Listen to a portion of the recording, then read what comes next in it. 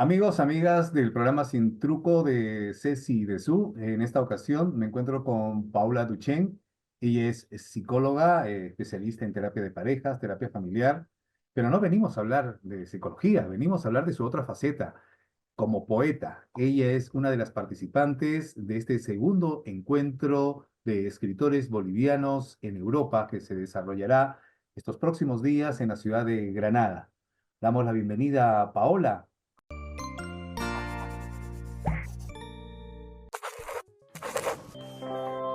¿Cómo estamos, Paola? ¿Qué tal? ¿Cómo estás? Buenas tardes.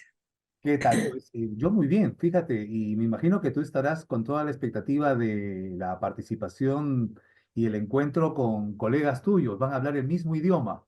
¿Cómo te Eh, sientes en estos días?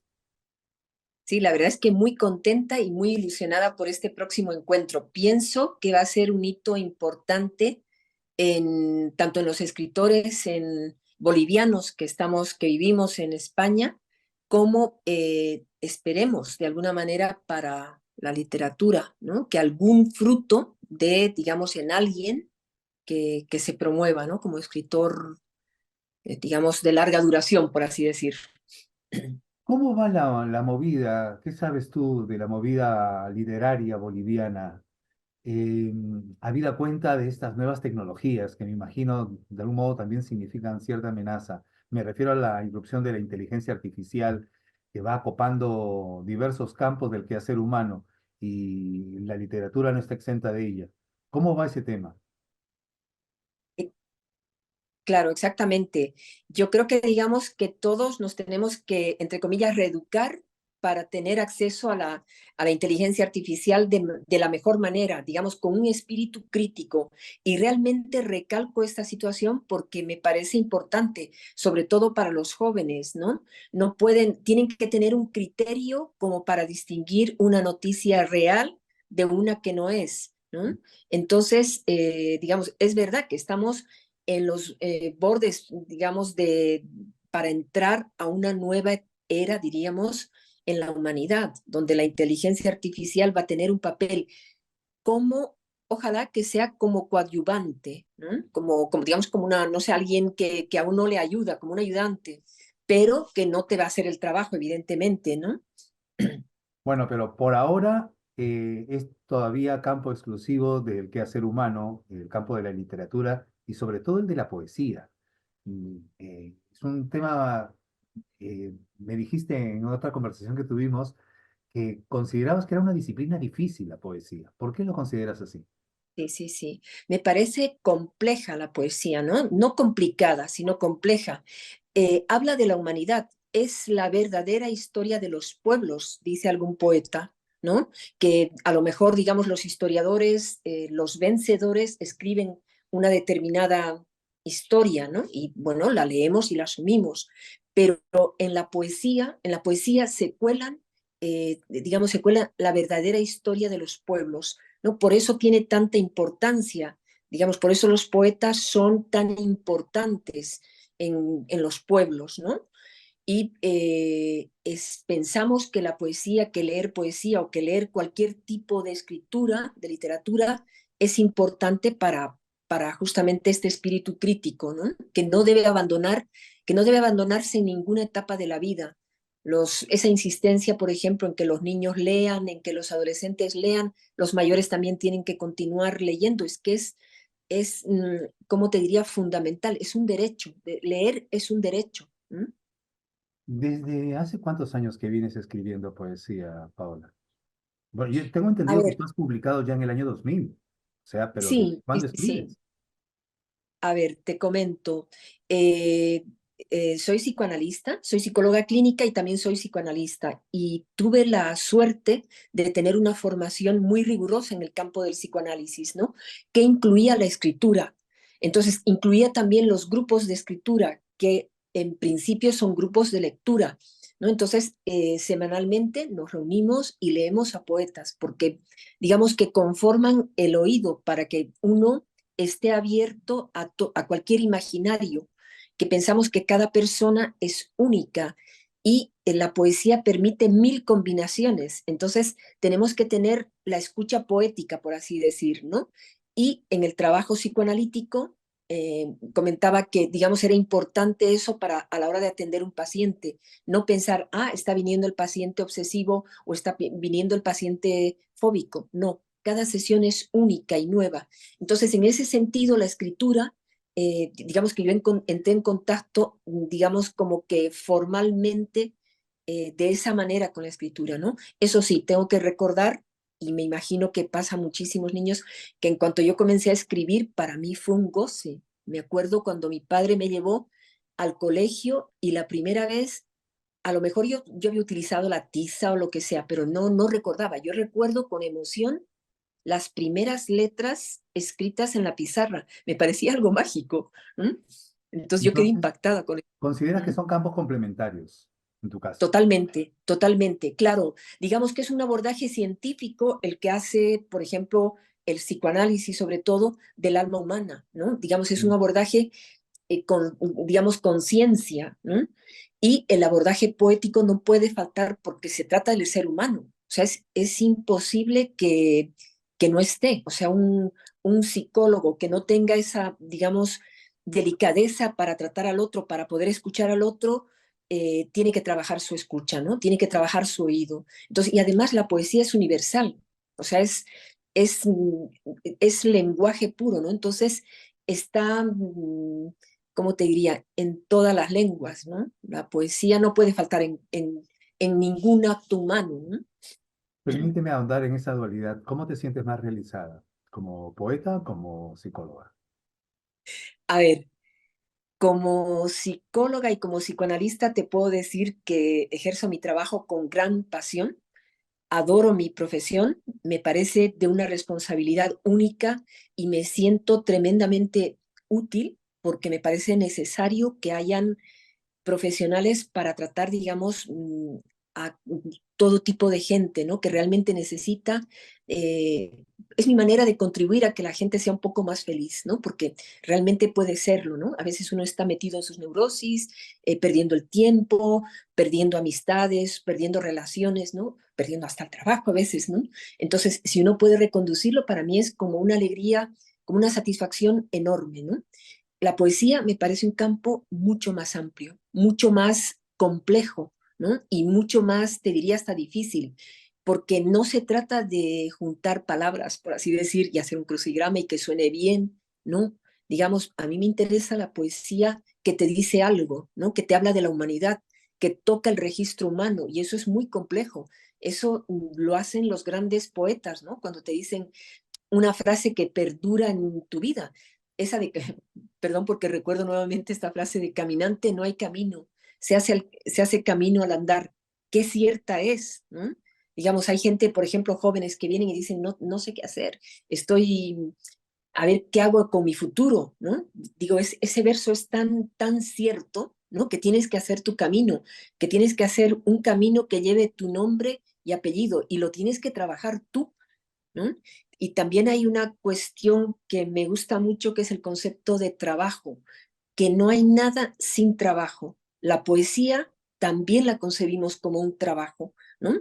Digamos, un trabajo, ¿cómo te diría?, que tiene distintas vertientes, pero es un trabajo. Igual que el trabajo clínico, no hay nada sin trabajo, podríamos pensar, ¿no? Por ejemplo, la producción de un síntoma, una persona que padezca fobia o que padezca obsesiones, eh, uno piensa que han aparecido porque sí, no, así no es, digamos, ¿cómo te diría? Están los psicólogos, yo soy psicóloga clínica, te comentaba, pero también los psicoanalistas que te captan, digamos, esa cuestión inconsciente, que, digamos, del trabajo inconsciente para que se produzca un síntoma. ¿M? No es que ha aparecido porque sí, las cosas no aparecen porque sí, ha habido un trabajo. Entonces, se trata de desmontar ese trabajo en el trabajo clínico. ¿M? En la poesía, claro, es otro trabajo. Perdón porque estamos hablando de los dos temas, pero es que en mi caso ¿Para ti es están difícil separar un campo del otro? a ver, la poesía es la poesía, ¿no? Claramente, la poesía tiene su campo estético. No vale la terapia, digamos, de la escritura, eso pertenece al campo de la terapia, si quieres, pero Ujú. la poesía no tiene, por así decir, neurosis. No sé cómo explicarte, no, no voy a contar mi drama, no. Es otra cosa, produzco algo nuevo, por eso que es tan compleja y tan difícil, y no tengo que tener esa intención, sino que tengo que apuntar a lo humano, ¿no? Y entonces ahí a lo mejor produzco una frase memorable, ¿no? Pero Digamos, a lo mejor sí, puedo plasmar mi drama a través de los poemas que escribo.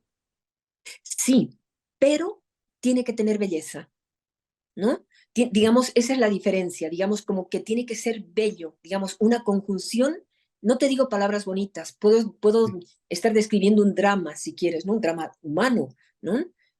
Pero lo digo con palabras que dices, ¿no? Esto es irrepetible, ¿no?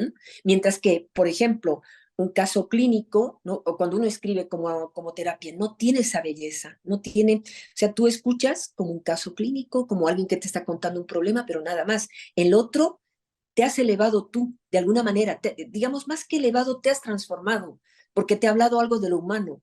Si la poesía te toca, te has transformado, ¿no? Por eso que es tan importante, por eso que hay que cuidar a los poetas y que aunque Freud descubre algo que es inmensamente valioso para todo ser humano, porque él dice, ¿no? Todos los hombres sueñan, no todos los hombres sueñan. Y, digamos, el psicoanálisis trabaja con eso y lee ese sueño, ¿no? Pero él dice, igual que uno puede formar imágenes curiosas que se forman en uno, o diálogos, mezclo personas tal y tal, también podemos ser creativos en realidad. Es decir, que la creación no es solo para los elegidos, sino que es un hecho humano. Y eso me parece absolutamente, ¿cómo te diría?, revolucionario, ¿no? Porque la creación ya no está en que tienes que tener musas o, digamos, eres el elegido para escribir. No, no, no, es un trabajo y a mí eso me Y una encanta. Esa disciplina, ¿no? idea es Una una disciplina, disciplina. Camilo una José disciplina. Cela dice eso, o sea, yo no espero que venga la inspiración. Yo me siento, tengo una rutina, decía, de 8 horas al día, una disciplina, un trabajo. Exacto, escribo, claro, es un trabajo, digamos, trabajo con palabras, pero es un trabajo, ¿no? A mí la palabra trabajo, el concepto trabajo, te vuelvo a repetir, me parece alucinante, porque realmente a veces, por ejemplo, uno tiene ganas de un deseo de producir algo, ¿no? Pero se olvida del trabajo. Les pasa generalmente a los jóvenes, ¿no? Ellos fantasean y ya quieren llegar a, yo qué sé, a tener lo que sea, ¿no? Por eso que a veces, por esa situación, a veces caen en los brazos de la droga u otras cosas, pero en realidad tendrían, porque quieren saltarse la cuestión del proceso, del trabajo. Es necesario un trabajo y para que haya un trabajo tengo que tener materia prima, ¿no? No puedo hacer con cualquier cosa y tengo que tener instrumentos adecuados, ¿no? Digo, que es compleja la Claro que articulación sí. del trabajo. Entonces, por ejemplo, para una mesa, si quiero tener una mesa, tengo que tener un tablón, tengo que tener Oye, pues, clavos, tengo que tener pegamento, ¿no? Y con eso puedo construir luego una mesa. Antes tengo que tener la idea de mesa. Entonces, eso es el concepto de trabajo, pero eso llevado a cualquier cuestión también en la vida, ¿no? Y también en un poema, evidentemente. hablemos de En un tu último narrativo. trabajo. Hablemos de tu último trabajo poético, a propósito de trabajo, que es Ujú. este último libro, El próximo verso, que es un conjunto de poemas, ¿verdad? Cuéntanos un poco sobre tu obra. Sí, a ver, el próximo verso, porque para mí era necesario publicarlo, ¿no? Se planteó en determinado momento que tendría que publicar mi segundo libro de poesía, ¿no? Soy una escritora, podría decir, un poquito lenta en ese sentido, pero bueno, eh, digamos porque le tengo mucho respeto a la poesía, ¿no? Entonces, próximo verso para poder seguir escribiendo, ¿no? Entonces, este libro lo considero como un libro de transición hacia los próximos, ¿no? Lo importante es lo próximo que dices, no tanto el pasado, sino lo próximo que vas a decir, lo próximo que haces. ¿M? En ese sentido también el título del verso. Y tiene muchas imágenes, podría decir, de la ciudad donde nací. O sea, yo Sucre. soy exactamente Sucre. Yo he nacido en Bolivia, en Sucre. Sucre, voy a comentar brevemente, ¿no? Es Claro. una ciudad como muy colonial y es la capital donde se funda Bolivia. ¿no? Mucha gente desconoce que Sucre sea la capital, pero es la capital. Tiene muchas cuestiones, por ejemplo, el Archivo General y la universidad, que acaba de cumplir 400 años. Que por ¿Mm? cierto se va a rendir un homenaje en este evento de encuentro de escritores bolivianos a los 400 años de la Universidad San San Francisco Francisco, Javier de Javier, Chuquisaca. exactamente. Sí, se va a hacer un homenaje porque lo que te comentaba es que las universidades aquí en Europa pues tienen más, 800 años más o menos, ¿no? Muchas, las más antiguas. Pero en América del Sur, ¿no? Es una de las primeras universidades, digamos, es la primera de Bolivia, ¿no? Y la segunda del continente americano, ¿no? Entonces tiene esa importancia porque ha sido, digamos, cuna de la independencia, podríamos decir. Allí han estudiado inclusive los primeros presidentes de Argentina, porque en Argentina en esa época no habían universidades, pues, digamos, se produjeron posteriormente. Entonces venían a estudiar a Sucre, a, a, a la Universidad San Francisco Javier de Chuquisaca, que cumplió el 27 de marzo 400 años, ¿no? Entonces, quisimos hacer un homenaje de todos los escritores bolivianos en Europa a esta universidad, ¿no? Porque, digamos, nos parecía pues hacerle un pequeño homenaje Por nuestro, ¿no? supuesto. Volviendo a tu Mm. obra, el próximo verso que vas a presentar en este segundo encuentro de escritores bolivianos que se va a desarrollar en la ciudad de Granada a partir del viernes 26, Sí. hay un poema que a mí me llamó la atención que se llama De compras con mamá. Eh, y terminas diciendo que todo esto viene a ser un taconeo por las calles de la memoria. Me gustó esa frase. Eh, es tu Claro, etapa es que España está tan de niño. metida en mí, ¿no? Digo, o sea, soy boliviana, he nacido en Bolivia, pero también podríamos decir que soy española de alguna manera, ¿no? Vamos, tienes Entonces, en 40 realidad soy años. habitante de la lengua castellana, ¿no? Tienes más de Entonces, 40 años aquí en España. sí, sí. La Me mayor vine parte. muy jovencita, me vine muy jovencita y realmente aprendí a amar este país, ¿no? Aprendí, digamos, a amar España, amar esta lengua, conocer, digamos, su diversidad, diversos, ¿cómo te diría? Rasgueos, se me asemeja, pero digamos, sus diversos tonos, ¿no? Digamos, o sea, lo que es un país, ¿no? Igual que, por ejemplo, también me ha permitido tener una mirada sobre Bolivia, sobre la diversidad de Bolivia, ¿no? Que, por ejemplo, quería comentarte, hay 37 lenguas, ¿no? Que se hablan, con una población de más o menos 12 millones de habitantes, en una extensión del doble de España. Entonces, y además, otra cuestión que, por ejemplo, que muchas veces uno piensa en el altiplano, que la verdad es que todo el altiplano y todos los Andes son absolutamente imponentes, ¿no? Entonces, pero eso ocupa una tercera parte de todo el país de Bolivia, ¿no? Hay otra parte cerca de Brasil, colindante con Brasil, que es totalmente amazónica, y otra parte que más, digamos, como de los llanos, ¿no? Más, esa está más cerca de Argentina y tal, pero digamos, pues, los Andes han tenido una presencia Mm. importantísima en el imaginario boliviano, ¿no? Eh, Paola, yo quería preguntarte lo siguiente, ya que estás hablando precisamente de eso. A veces para ver las cosas en su real dimensión hay que tomar cierta distancia. ¿Tú Sí, sí, sí. cómo ves Bolivia desde esta parte del charco, cruzando el charco? Cómo ves tu país? Sí. Te digo, a ver, la verdad es que con inmensa alegría veo un país joven, ¿no? Pero con mucha riqueza, está en el corazón de América, ¿no? Entonces es un país con, por ejemplo, me admiro que a 50 kilómetros de Sucre, por ejemplo, o sea, se conserve Tarabuco, que es Tarabuco son unos indígenas, eh, pero ¿cómo te diría? O sea, están muy cerquita de la ciudad, pero ellos siguen viviendo con sus tradiciones. Es decir, el respeto por una tradición que a mí también hasta me parece enigmático, ¿no? Pero hay toda esa combinación, todo ese mestizaje de situaciones, ¿m? Y yo creo que tiene mucho futuro, bueno, como todo, bueno, como todo el planeta en realidad, ¿no? Como toda la escritura, digamos, si se deja hablar esas voces que están en la América profunda, yo creo que también nos pueden decir no sé, mucho, muchas cosas, mucho por mucho, mucho. aprender. ¿Mm? ¿Mm? Bien, Paola, la verdad, los minutos ya se nos han acabado, pero quiero insistir en el tema que nos convocaba inicialmente, que es este encuentro, segundo encuentro de escritores bolivianos. Te invito a que hagas la convocatoria, a que puedan participar todos los amantes de la cultura, de la literatura y en especial la comunidad boliviana. Sí, sí, invito a todos los bolivianos y a todos los castellano hablantes en España y digamos desde el lugar donde se puedan conectar.